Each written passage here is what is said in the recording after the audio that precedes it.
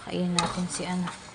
Hi, baby! Di bumaba nga ng 30 minutes. Wala pa naman 30 minutes. Hi! Kain na ikaw? Lasang mo na lang. Kakain na siya. Hindi mo wala. Patayuin mo. Ito yung last meal niya sa akin. Hindi pa inumin fully pa ng kape. Ano, hindi mo na. Hindi. Kailan pa inumin uli ang galan? After 4 hours. After 4 hours, ganun ulit. Hi! Sili. Kape na walang asukal, walang agatas. Sili lang. Kung kaya pang dagdagan ng sili, kung kaya pa ni niya, yung anghang, inumin mo. I love you. Yung kaya niya yung anghang. Mas maganda yung manghang. Pag tayitin mo muna yung sili niya, yung tumataba na.